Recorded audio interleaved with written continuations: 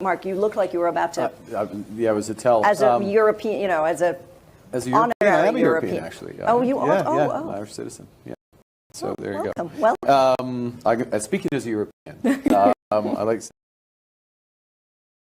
So Mark Carney, of course, the European Mark Carney. Canada is just like the Europeans. So why isn't Mark Carney with all the other Europeans today? Well, maybe you heard some speculation. I've got the answer for you when we come back. The Prime Minister lied and his minions continue to lie.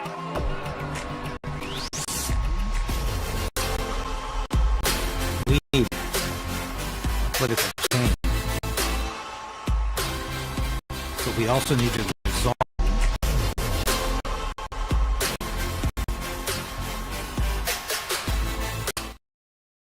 Please like the station, subscribe. We've got to get our numbers up because we cannot stay at this level for much longer. Thank you for your support. Regardless, it's a pleasure to come to you today. Beautiful day here in the Ottawa area. Hope to get out and play some golf today. I keep saying I'm going to do that. I haven't done it all summer. Yeah, hit some balls. But that's about it. Thanks for watching today. You probably saw this announcement. This is the Prime Minister's itinerary. And Mark Carney's not going to Washington today to meet with Donald Trump, Punk Zelensky, and most of the most prominent European Union leaders. He's meeting with Doug Ford. Now, why is that? Well, you can speculate. Donald Trump just doesn't like him, and Mark Carney is ineffective. Yes, that's all true. But I'll tell you what's really going on here. Mark Carney wants to buy Swedish fighter jets from Sweden, 74 perhaps.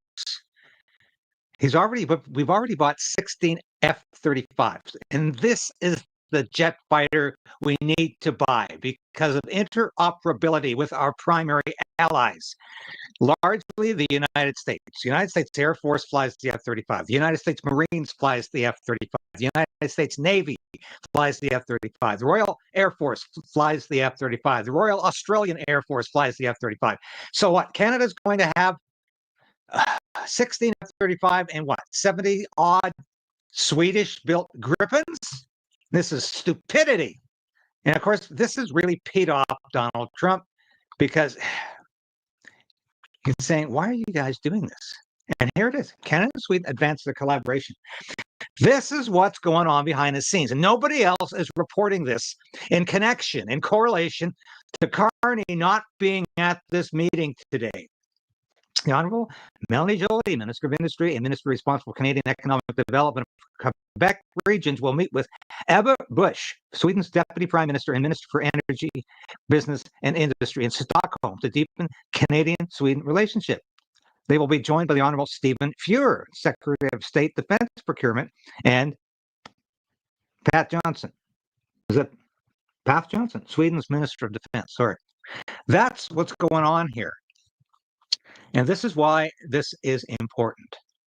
And of course, here's Mark Carney praises Trump as Minister's jet to Sweden to talk defense deals. And here's the initial news release. And this is a backhanded compliment to Donald. This is what started the animosity. Because a lot of people said, oh, how surprising. Mark Carney is praising Donald Trump's diplomatic skills after the summit meeting in Anchorage, Alaska, with Russian President Vladimir Putin. So a lot of the mainstream media, which of course panned everything, saying it's just not what we expected. Donald Trump is supposed to give Russia nothing, and Ukraine should keep Crimea and the Donbass region. This is all, of course, fantasy. This is fairy tales. These are fairy tales. So Mark Carney says the leadership of President Trump and the United States are creating the opportunity to end Russia's illegal war in Ukraine. Nothing about, of course, why Russia invaded Ukraine. Nothing about the Donbass region wanting to be part of Russia. Nothing about the coup in 2014. Nothing about Ukraine waging war against the people of Donbass. Of course, it was an illegal invasion. But how about all of these illegal invasions the United States indulges in? We never talk about those, do we? No. So if you read this, The United States is creating credible security guarantees that are essential for the future of Ukrainian security. So Mark Carney is attempting to tell Donald Trump what he needs to do. So Prime Minister Carney praises Trump as minister's jet to Sweden to talk defense deals. So let's have a look at this here, because this is dynamite, and this is at the root of why Donald Trump is so angry right now with Mark Carney.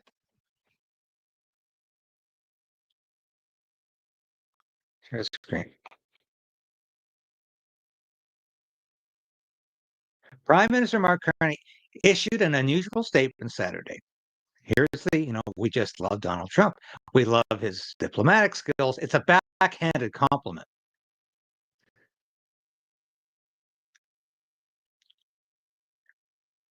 While Carney was praising Trump, two of Carney's own cabinet ministers were preparing for important private meetings in Stockholm on Monday, today, to discuss expanding Canada-Sweden trade. Defense procurement is on the menu in Sweden, home of manufacturing giant Saab, which makes the Gripen jet fighter far more economical than the Lockheed Martin F-35 strike fighter. Also not as good, and nobody else uses it except Sweden. The two developments come as Canada tries to hammer out a new deal on tariffs with the Trump administration. Of course, this is not the way to do it. Buy the F-35, you moron. Get it into your stupid head that we need interoperability with our primary allies. But get this, the Swedish company has reportedly offered to build the jets in Canada, the Gripen, and create as many as 6,000 new jobs. Now, this is bogus. How many of these new jobs are going to be Canadian, and how many are going to be Swedish people relocating to Canada in senior management positions? So this is all nonsense. This is all nonsense, and this is what Mark Carney is up to. And this is why Donald Trump didn't want him at today's meeting.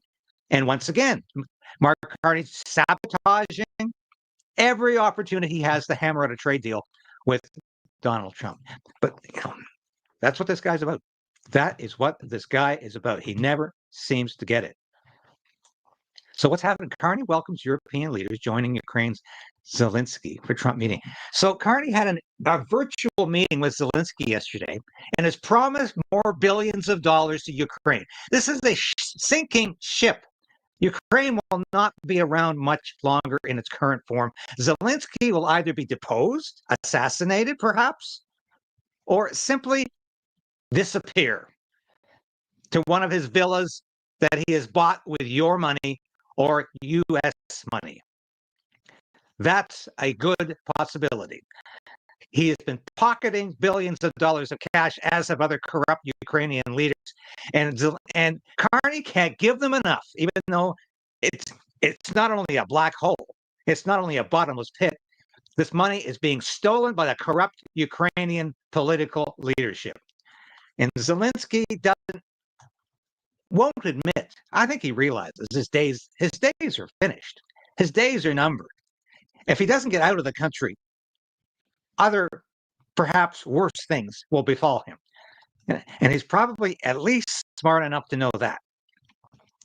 But this, if you're wondering why Mark Carney was not invited to this big meeting, because he's one of the biggest boosters, along with, just as Justin Trudeau was, Mark Carney loves to give away your money to Ukraine and wants to keep the war going as long as possible.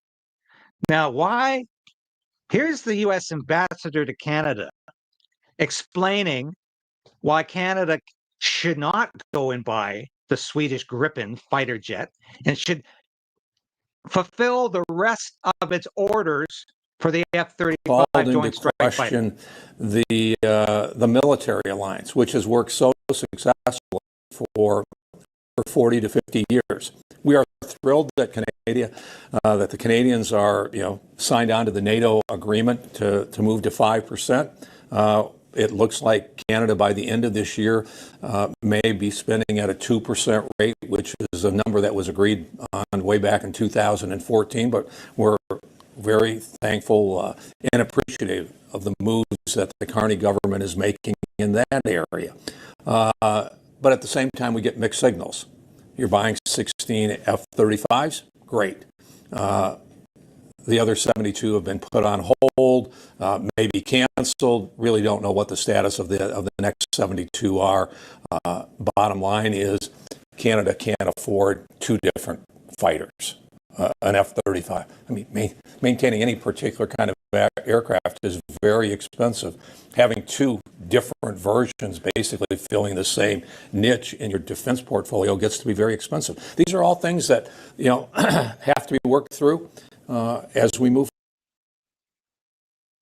And that's exactly it. If you don't understand defense procurement, it's always about making sure one side of the Defense Department is robbed of money, so we pay for this particular package. If there's enough incentive for Canadian industry. Now, the F-35, we have been talking about buying the F-35 for literally 25, 30 years. This is how ridiculous this has become. We've been talking about, Canada was engaged with the F-35 program when they were first talking about developing the jet. We had promised to buy it through the Chrétien years, through the Harper years, 9 years. Stephen Harper had the opportunity to seal the deal for 9 years. He refused to do it. And this is to Stephen Harper, who's so supposedly pro-defense. He wouldn't do it. He was afraid to say, yeah, we're going to buy it. Justin Trudeau, as you just heard, bought 16 of the things. The remaining, 72 are up in the air. So we're going to buy 16 F-35s, and we're going to have, 72 Gripens? This is stupidity. For an Air Force the size of the Royal Canadian Air Force today, where we basically have anywhere from 80 to 100 operational fighter jets, you can't have two different fighter jets. The United States doesn't even do that anymore. Yes, there used to be a day when the U.S. Navy flew the F-18, the U.S. Air Force flew the F-15 and the F-16, and the U.S. Marines were flying the F-18.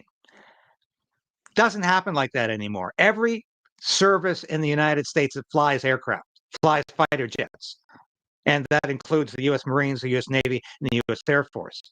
They're all flying the F-35. So why does Canada think it can play around like this? This is all nonsense, and it's because Carney doesn't understand defense. And if there's a former Canadian Air Force pilot on this trade mission with Melanie Joly, surely to God, he understands that that's not going to work for Canada. Because when you buy a fighter jet, it's not like it just sits there for the next 15 years. And you don't have to touch it again. It's all about maintenance hours. You need people trained on how to fly these things and how to maintain them. Otherwise, they drop out of the sky. Maintenance is crucial. And I spent many years as a Canadian Air Force public affairs officer explaining why we needed to replace the Labrador helicopter as a search and rescue vehicle, why we needed to replace the Sea Kings, and eventually why we needed to replace the CF-18s, which were first generational CF-18s. We didn't even have the upgraded ones.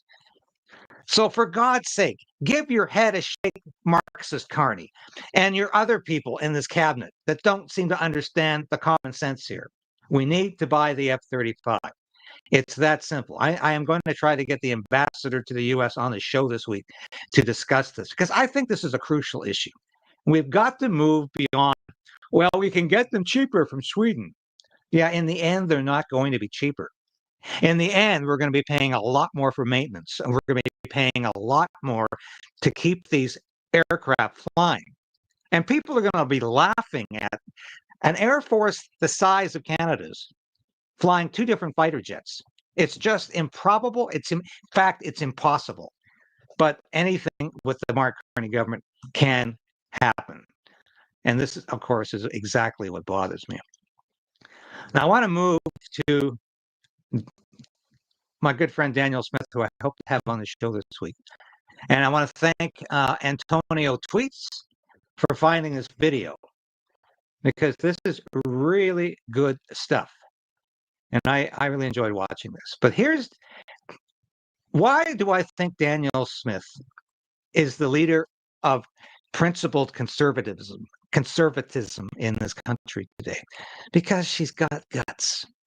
Because she's not afraid to say, here's the reality with the media today. And she's got the guts this week to host Sean Hoyt, the U.S. musician, evangelist, preacher, who was canceled in cities across Canada last month. He's back on the 20th. That's Wednesday. Yep. He's back on the 20th in Winnipeg. He's going to be in Edmonton on the steps of the provincial legislature on Friday, because Danielle Smith says, go ahead, you can play here. This province, this premier believes in freedom of religion. We think you have a right to do that. Thank God. And here's Danielle Smith taking on CBC.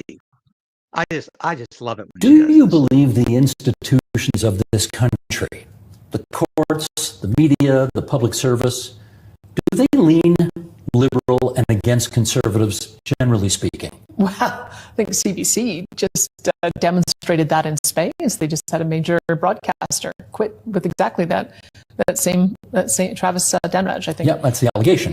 And he argued that he was allowed to have the full range of perspective being represented.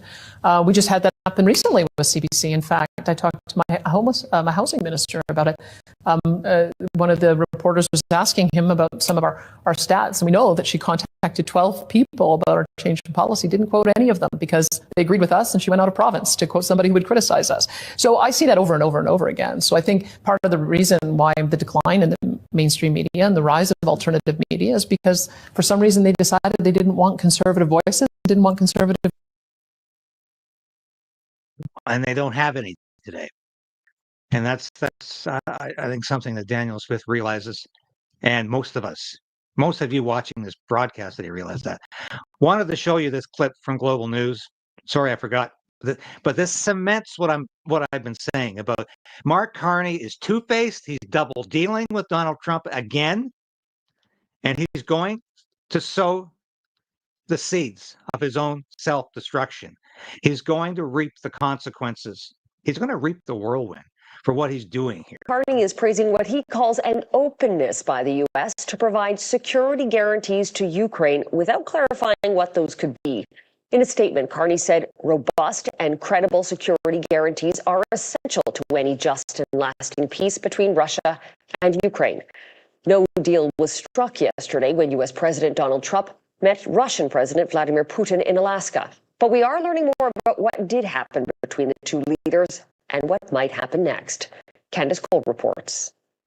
There's no deal until there's a deal. U.S. President Donald Trump's meeting with Russian President Vladimir Putin Friday yielded no tangible results in terms of peace for Ukraine, as the two heads of state met in Anchorage without Ukrainian President Volodymyr Zelensky present. Speaking during a press conference where no questions were allowed, Putin told reporters all of Russia's concerns must be addressed and called for a, quote, fair balance of security for Europe and the world. And Mr. Putin got what he wanted. He's back on stage. He could meet with the leader of the Western world. Political scientist Clemens Fisher says the meeting between Trump and Putin was more about peace between the U.S. and Russia. Ukraine. And what's wrong with that? This is about avoiding World War III. And so that's why I maintain, and I still say, this was a very successful summit.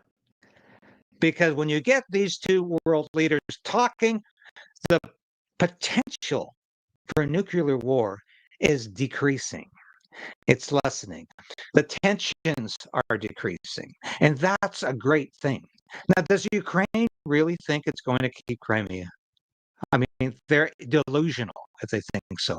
But more so, is Europe, is the European Union, and specifically Keir Starmer and the UK, Prime Minister Keir Starmer of Great Britain, and President Emmanuel Macron of France.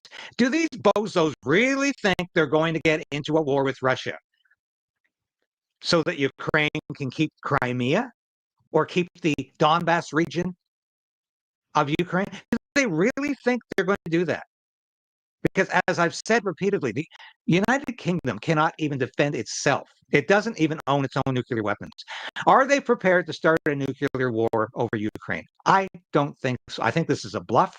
And if it's not a bluff, these people are mad. They're insane. Because they're not going to win any conventional war with Russia. And if they provoke a nuclear war, it's the end of us all. So it's time for these people to give their heads a shake. And for these political scientists to say, well, we need to build up our arms. We need an arms race again so we can put Russia in its place. When they say things like that. It was merely an excuse for the two superpowers to hold court. For Ukraine, it was a very sad moment because at the end of the day, Ukraine wasn't even on the table as a chance to see that they might possibly get a truce or a ceasefire. Nothing was on the table. But now Zelensky is poised to meet with Trump Monday in the Oval Office after a conversation with Trump late Friday, during which Trump reportedly told him Putin would freeze the front lines in Kherson and Zaporizhia in exchange for the Donetsk and Luhansk regions. Saturday, Trump praised his meeting with Putin, saying the best way to end the war between Russia and Ukraine is to broker a peace agreement rather than a ceasefire, which, quote, oftentimes do not hold up. It's a reversal from Trump's past efforts. Putin has long said Moscow is not interested in a temporary truce. Zelensky, in a post on X, says he and Trump are coordinating with European leaders, but says a lasting peace must be achieved. He's called for stronger sanctions against Russia if Putin acts in bad faith and greater security guarantees from the U.S. and EU. For the Europeans, it is, I think, one of the last calls to wake up and to start building up the armed forces again, because they have to do anything to show deterrence against Russia. Well, let's have another arms race. These people are absolutely delusional. And it's incredible how they think, yes, let's build up the arms. Let's have an arms race. Who benefits from that? The military industrial complex every bloody time. And that's all this is about. And these people are mouthpieces for these organizations. They're mouthpieces for the military-industrial complex, and that's all they are. Now, when we come back after this break to look at the store, we're going to be talking about the by-election today in Battle River-Crowfoot, and what do I think is going to happen?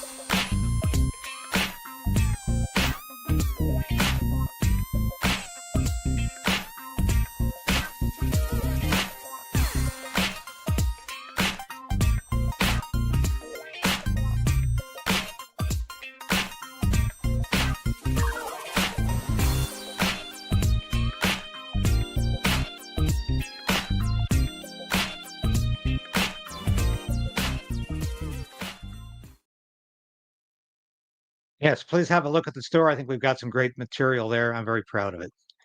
Now, Battle River-Crowfoot, of course, that is the by-election today, where Pierre Poilievre, I think, can't lose. But here's what I don't want to see is liberal pundits tonight saying, oh, he didn't get 84 or 83% of the vote. He only got 75% of the vote. That should mean a leadership review. Watch the Liberals say that tonight. I think he's probably going to get in the 80% range, even though this is a farce with these write-in ballots and 200 odd candidates. It's ridiculous. It's clearly aimed at just making life miserable for Poilievre and the people in that riding. But of course he's going to win, and I hope to have a show on tonight and invite an Albertan analyst on with me just to talk about the results and what we think it means. Clearly, this is going to be a victory for Pierre Poilievre, and no matter what liberals say, and no matter what the Carney government has to say about this, Pierre Poilievre is going to continue to be the leader of the Conservative Party of Canada. As I've said on many occasions, I don't always agree with Pierre Poilievre. I don't think he goes far enough. I don't think there are issues he wants to talk about. But there's nobody in the Conservative caucus who could possibly replace him right now. There are maybe people in the Conservative caucus who are more principled conservatives.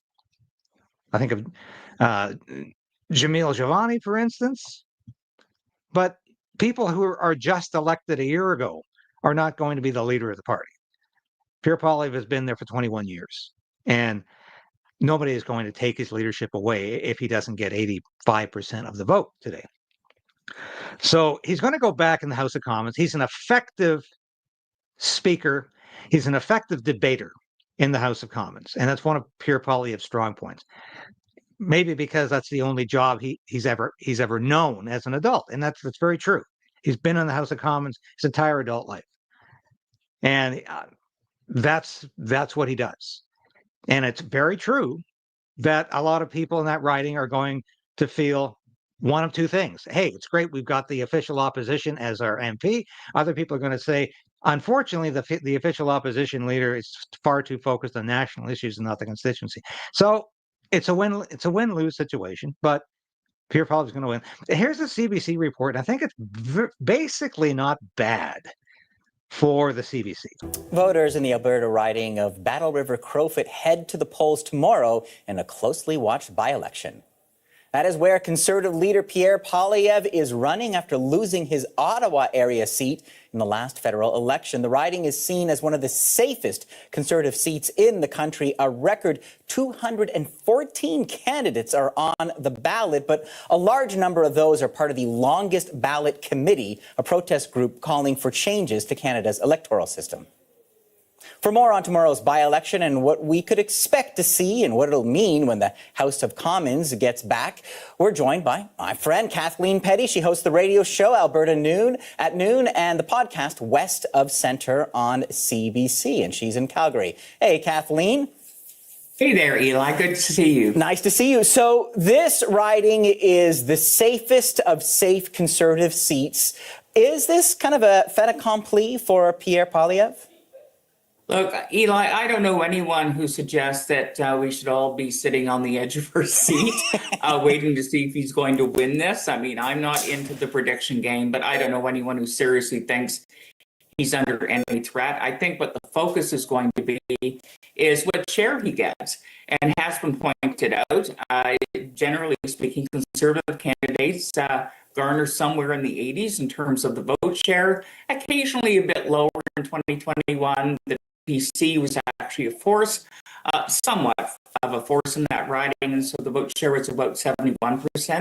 But clearly, people will look at the share and reach a conclusion, and I would suggest that that conclusion will be seen through a very partisan lens. So if there is a way, if you're, say, a liberal, to look at that share and see it, is something below what Pierre Poilievre should get, then that's the narrative they will advance. Conservatives, I think, will advance another narrative, not least of which is the fact that there are 213 people running against him.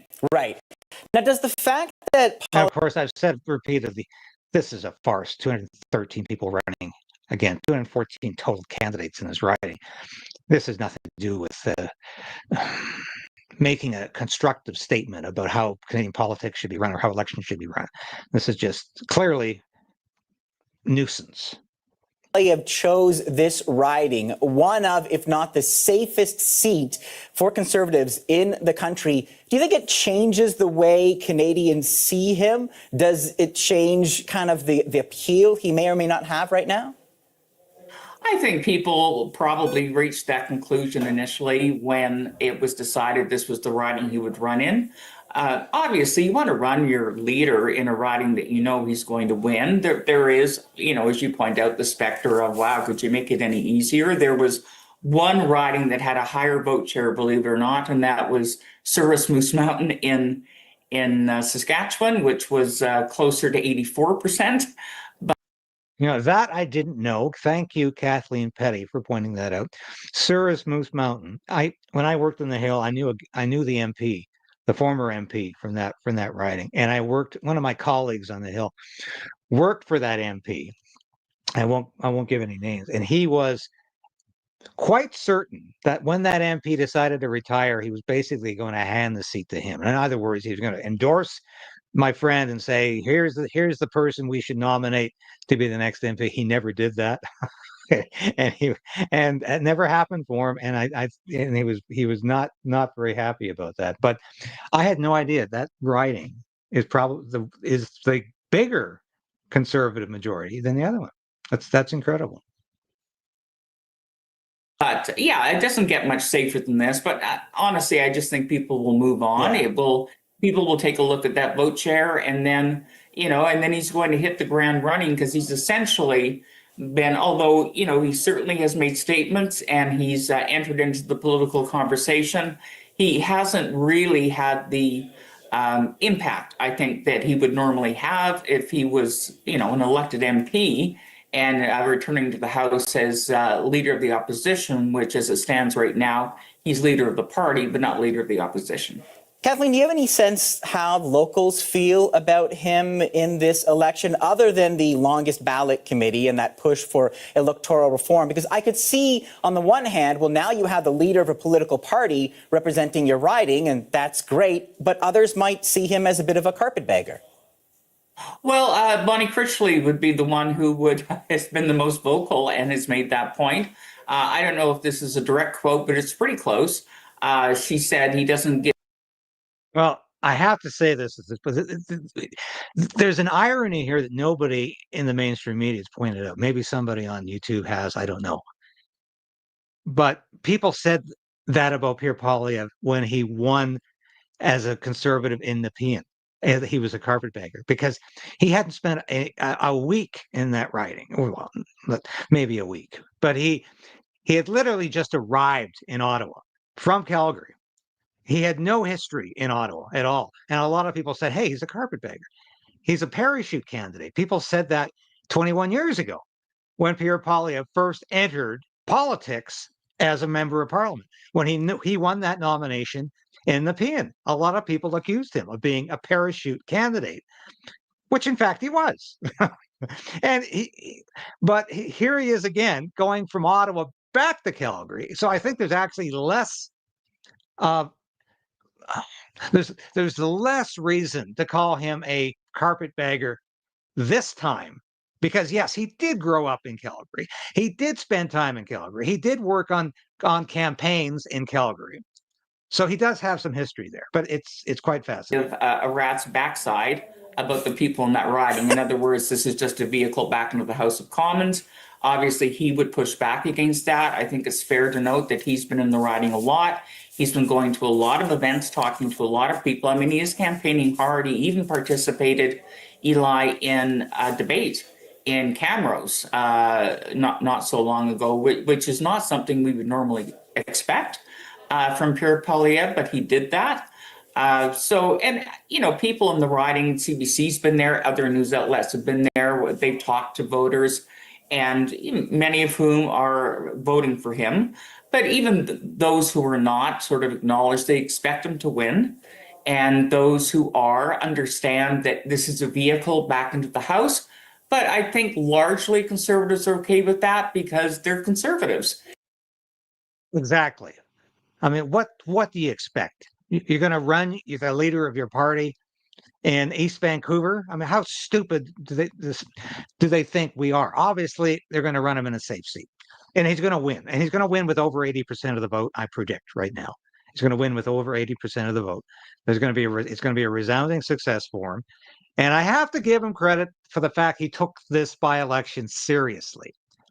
I'm going to be as objective about this as possible. He could have just pretended he had it in the bag, which he did, but he did participate in town halls. He did participate in debates. He did put out regular videos of himself door knocking, which he didn't have to do. Obviously, and he provided the evidence that he was out there fighting for this seat, not taking it for granted. So I give him credit for that because, as I've said before, it must have been heartbreaking for him. It must have been earth-shattering for him to lose that seat in the PN. I'm sure he thought he couldn't lose, and the party took it for granted. They didn't really work hard enough. They should have worked harder. And I'm sure it was a crushing moment in his life. He got through it. He put on a brave face. He smiled that night of the federal election. He got through it. His wife stood by him, and he got on with the job. And I think he's done a good job of campaigning overall. I don't think he's always answered the questions very well. I don't think he's addressed Alberta separation very well, but he's fought the good fight, and he does deserve to win tonight, and he will win big. Thanks for watching today, folks. I'll be back again tomorrow. I know that. And possibly tonight, I'll let you know in plenty of time if I can do an evening show on the by-election results. Thanks for watching. God bless this country. Godspeed to all of you, and continue to resolve to resist. Bye for now.